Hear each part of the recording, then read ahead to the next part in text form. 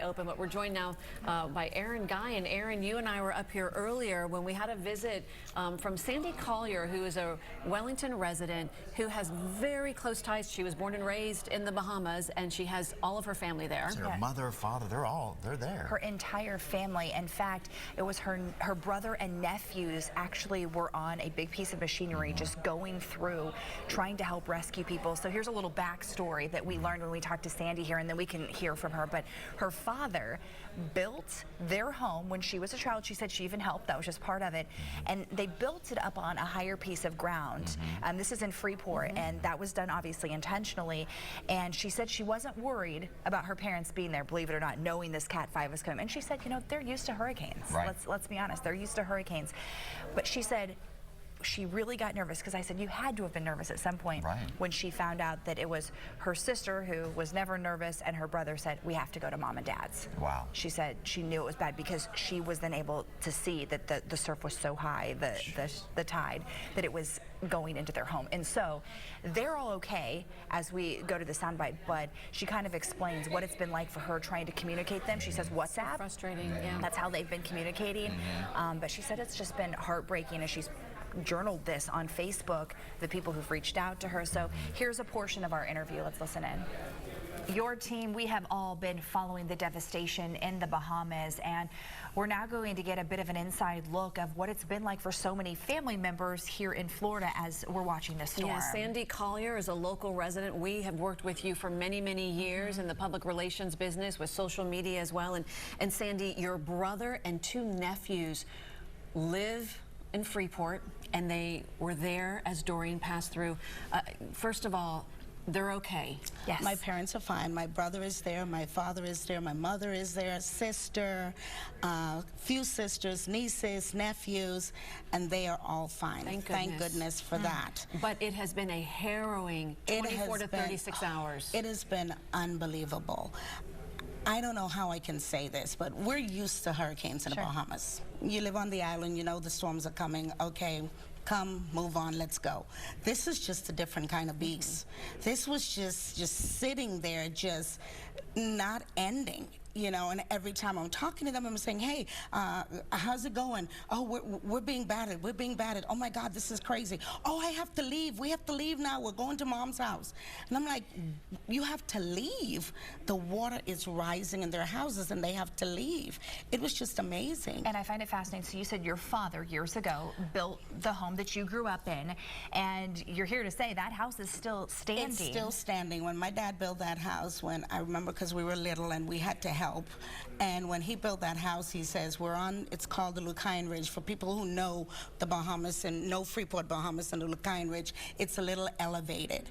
So it's not very far from the ocean, but for the ocean to come over to that part, I mean, the whole ocean would have to come over. And that didn't happen. So we were really, really thinking back, when he chose that piece of property, thank God that he did that. But they're standing, the house is great, everything is fine. That's amazing, Sandy. But it's just, that video right there is video of my nephews going out once they realized that the water was coming up, going out trying to rescue people. And when I posted that video on my Facebook page, I think this is where I got a little emotional.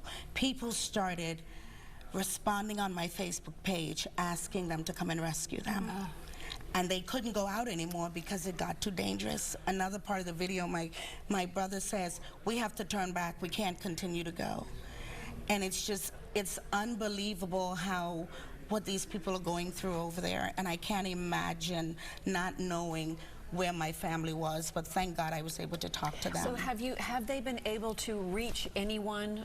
They have. They have. Yeah. So what have they been reached telling some people, and they took them to safety. They dropped some people off at the police department and the fire department, and then they went back out. Right now, they couldn't go back anymore because as of this morning, when they sent me another video, they said, we need diesel fuel in order to keep the backhoe running.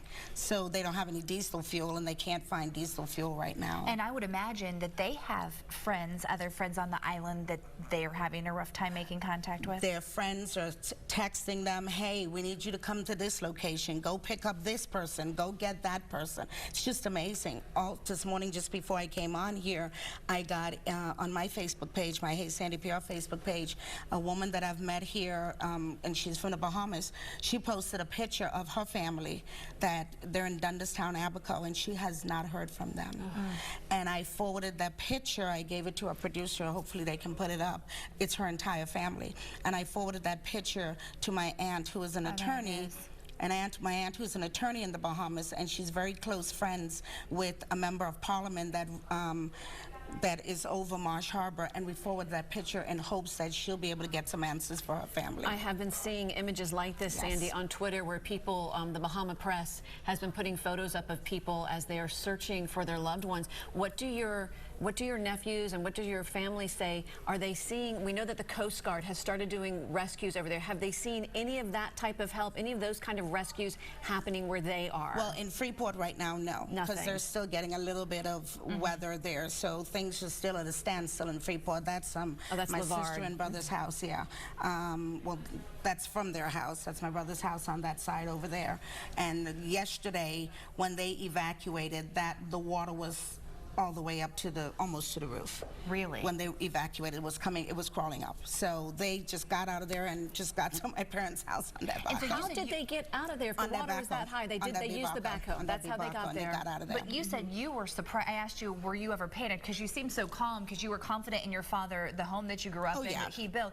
But when you said your family said, we got to go, we got to go, that made me, yes. Because yesterday morning, I'm talking to them early, and I'm like, hey, so what are you guys doing there? Oh, well, I'm sleeping. My sister likes to sleep. She's like, honey, I'm sleeping. I'm relaxing. And when she said, we have to go, I'm like, what? And they took video for me and sent it to me. Now, that's another video. That's video from a member of parliament. The Honorable Michael Maynard, that is his home, and he was reporting where the water was rising at his apartment, and that's in Freeport, Grand Bahama as well. I mean, and you know that house is also built high, right? And so he's that's the canal that he was talking about that was rising. So that's a video that my aunt sent to me, and I was, oh my goodness. And so we were hearing from a member of parliament this morning talking about the problem is they knew that this storm was moving slow, but did your family have any idea? Were they getting forecasts at all? Were they having any communication to know, hey, it's going 1 mile per hour, it's stalled? Or were they just sitting there thinking, when is this going to be over? Well, in Freeport, because last night when I was talking to my sisters last night on this WhatsApp, whoever created WhatsApp, kudos to you. Right. Okay. We kudos to you. We downloaded it before the storm because it is the way to communicate with people. Yes, kudos to them. Okay. When I was talking to her last night, they were able to still get reports from the local weather station over there. Oh, wow. So they were hearing what was going on. Like my family has generators, so they were able to, sometimes the TV would still work and they'd be able to see what's going on. So technology has come so far from where we used to be. So that's why they weren't really concerned. But this just sitting over them, just like you're just being battered. It's just unbelievable. It's unbelievable. I know, Sandy, it had to be so difficult for you to be here and to have all of your family so far away in such a precarious situation, in such a dangerous one. It was scary for me for a little bit, only because my father just had 2 strokes. So he just went home, and then because he gets medical treatment here, and then he just went home and he's relaxing for a little bit. So I'm like, at the last, 2 days prior, I'm like, okay, I had to go to New York for the kids. My son with autism played with the kids in the U.S. Open. So I'm trying to pay attention to that and having fun over there, but then I'm thinking, should I have told them, should I have brought them out, should I have told them to come, should I, And then my dad is like, the house is fine, quit bugging me, the house is fine. And and was he's right. fine. The house is fine. He was right. The house is fine.